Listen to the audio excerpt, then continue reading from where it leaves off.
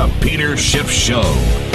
Joining the program now is Carly Fiorina. She's best known for being the CEO of Hewlett-Packard. She was there from 1999 through 2005, the tail end of the dot-com boom, but she caught the bust.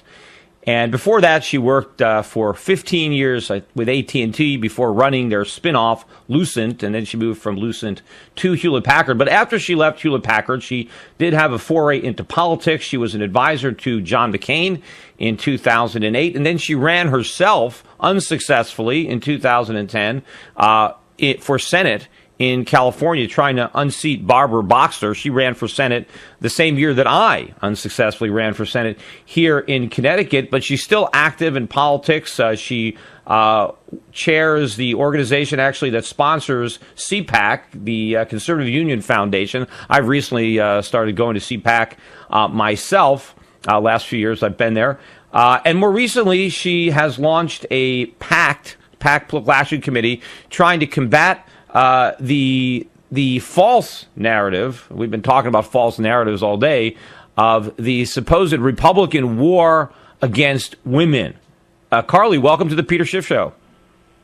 It's great to be with you, Peter. Thank you so much for having me. And thanks for coming on. And so you're a woman. I mean, do you feel as if the government is at war with you? And if not, why do you think so many women are falling for this idea that there's a war against women and it's the Republicans that are waging it?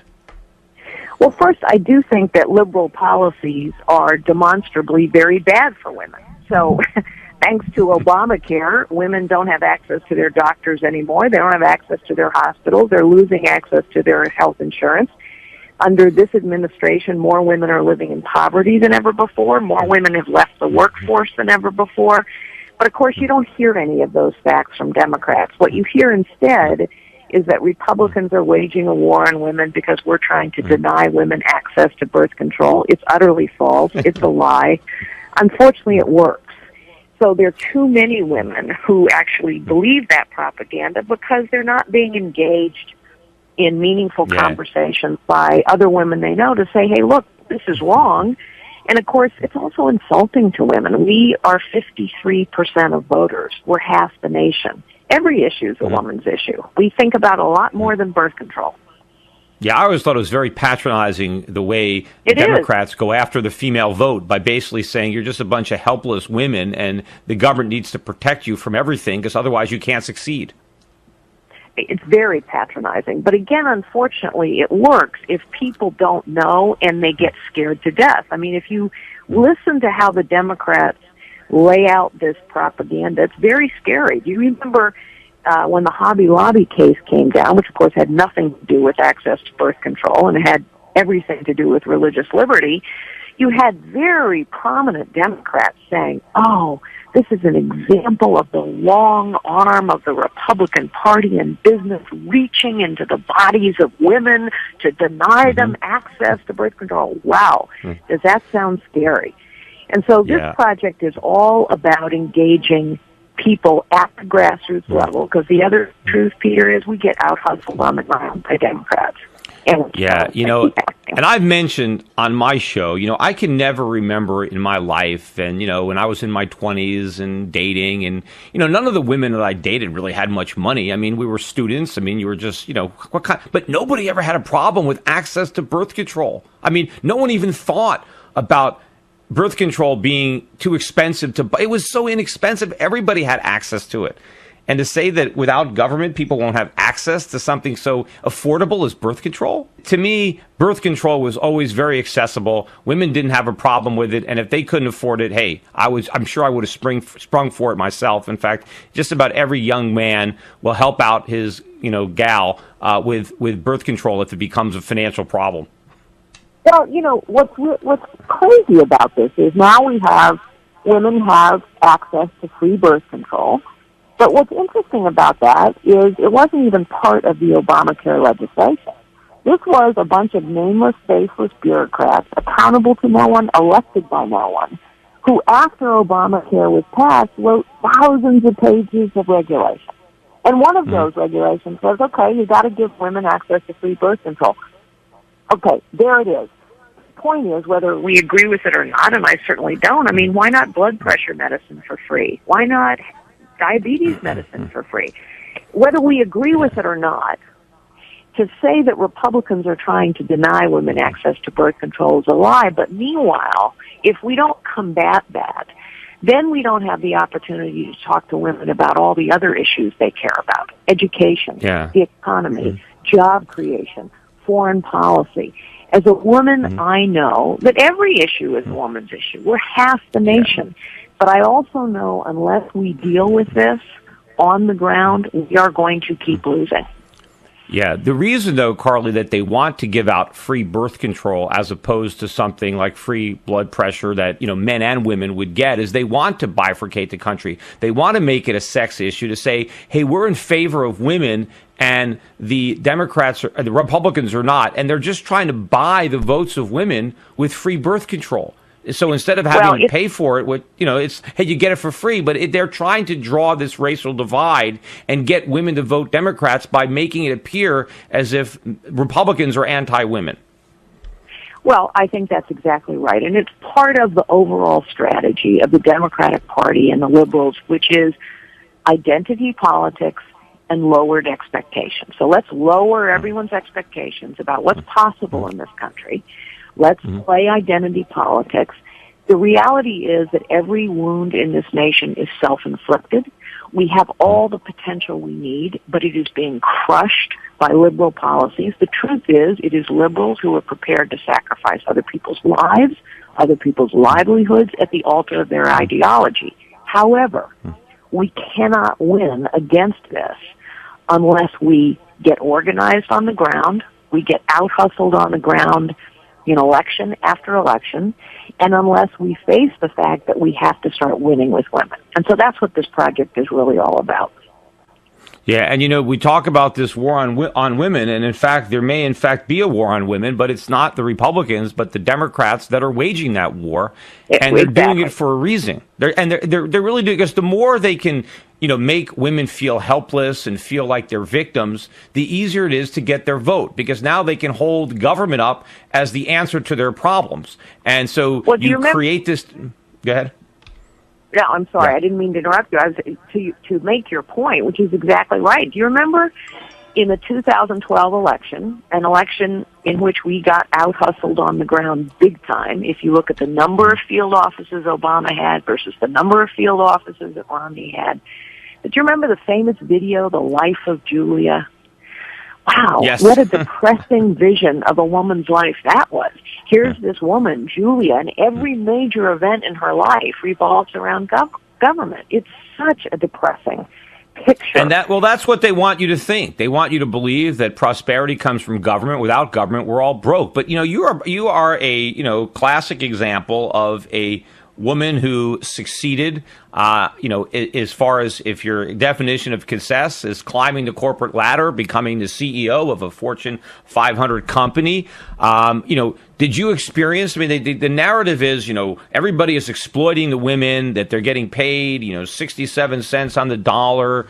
On your climb to the top of, first at AT&T and then Hewlett Packard. Did you experience that? Were you just getting paid substantially less than your male counterparts simply because you were a woman? No. And, of course, I started as a secretary. My life is the American story. It's only in this country that a young woman can start as a secretary in a 9-person real estate firm and go on to become the chief executive of the largest technology company in the world.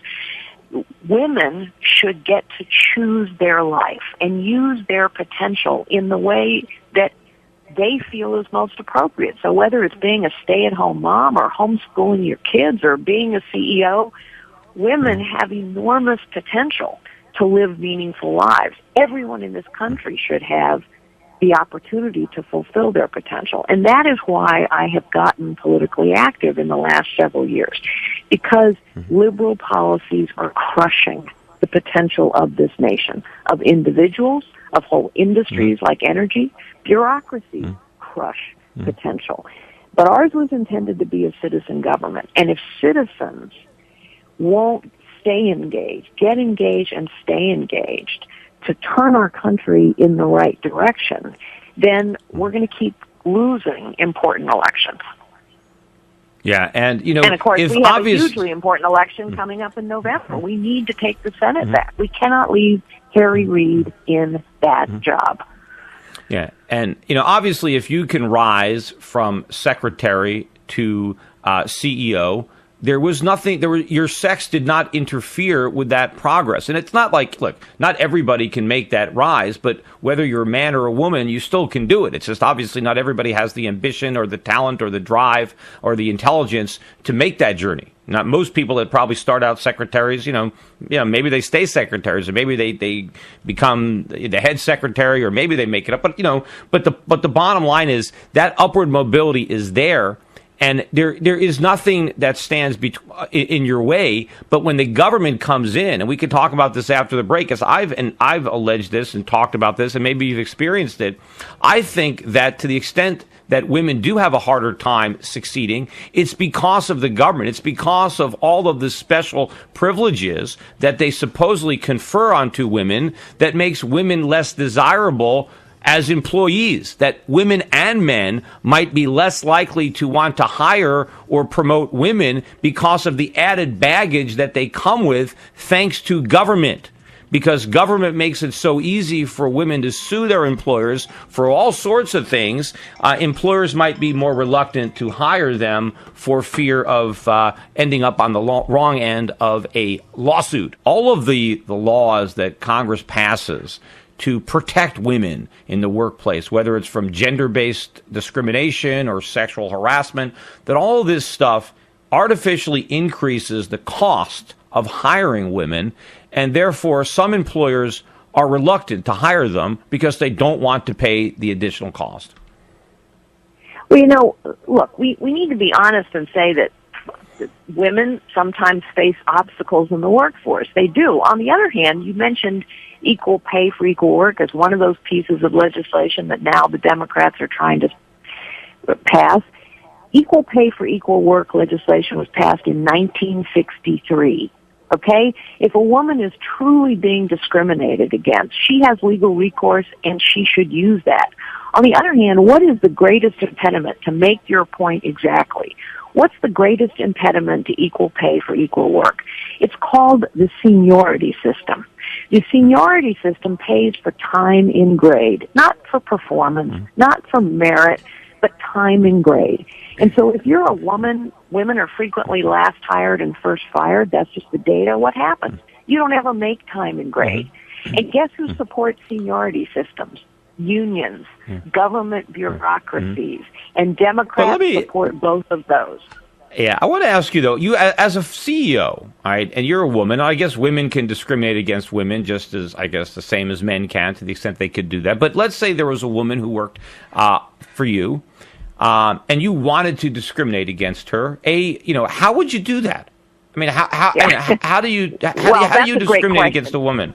Yeah. Look, the most important thing that anyone can do in any setting, and government never does it, is to give people, men and women, the opportunity to fulfill their potential. And when people use all of their gifts to reward them for their performance, to reward them for their merit, this country was based on the proposition that everybody has potential, that everybody should have the opportunity to fulfill their potential, and that we should be a meritocracy.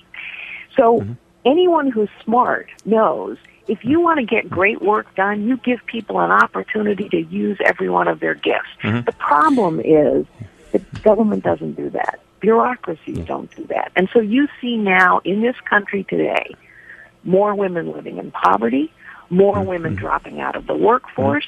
We have all this regulation and taxation that prevents men and women from successfully starting their own business and creating a better life for themselves. But you put where you put your finger on it, though, is in a for-profit enterprise like Hewlett Packard or anybody else, you are going to hire people and promote people based on merit. Because if you're running a company and there is a talented woman and you don't promote her or don't hire her and you settle for a less talented man because you're a sexist, that's going to cost you money. That decision is going to undermine your company because your competitor, who isn't a sexist, is going to hire that talented woman, and now you're going to be competing with her and you're going to lose. The only place that you can discriminate is when you're in government, because government is not accountable. There is no bottom line. So if you're a sexist and you're in government, you can discriminate against women all you want. That's where you have to worry about discrimination in government. Exactly. You don't have to worry about it in the free market. And the problem is what happens, Carly, is so many women, if they don't get promoted or don't get hired, now they just allege, well, it's discrimination. And now the employer is forced to prove that they didn't discriminate. And now they're wasting resources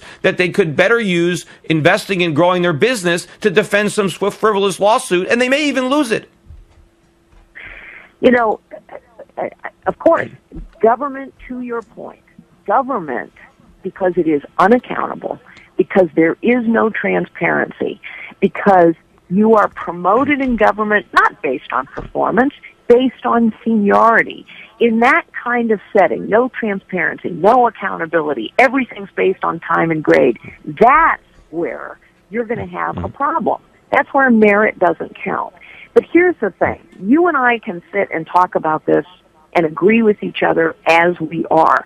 The problem is we know this supposed war on women that Republicans are waging, that propaganda is working.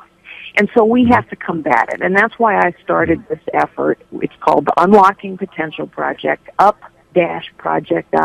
It's really a grassroots effort to have women and men talk to others in their communities, in their places of work and worship, to say, you know what, here are the facts. Republicans aren't waging a war on women. It is conservative policies that unlock the potential of both men and women, but it is liberals and liberal policies and politicians like Harry Reid who are crushing potential, both of individuals and of entire industries. And we can't more continue likely, to get Carly, out-hustled on the ground. The potential is already there. It's not that conservative policies unlock it. It's that liberal policies have locked it up. All conservatives want to do is remove the artificial barriers that the liberals have put in the way of women. Because it's not that government empowers people. People are empowered by themselves, by their own initiative, by their own brains and hard work and ingenuity. The problem is government bottles it all up. Government ties people up in red tape and prevents them from achieving their full potential. All you want to do is get government out of the way so that women can achieve their natural potential. Nothing that's going to be given to them by conservatives, but these are things that are being taken from them by liberals. Exactly. Exactly right. And the other thing, you're exactly right. The other thing that I would say is, here's the other truth about big government. Big government enables crony capitalism because, and I used to run a big business, but only big business can deal with big government because only big business has the resources to hire the accountants, the lawyers, the lobbyists. If you're a small business, which is what makes this economy go, small business is the engine of the American economy, and we now have more small businesses failing and fewer starting than at any time in 40 years. Small businesses. Yeah. Carly, I really appreciate you coming on the show. We out of time. Hey, great luck. Again, the new PAC is the Unlocking Potential Project. I wish you all the best, and maybe you'll run for office again because we can certainly use you in Washington.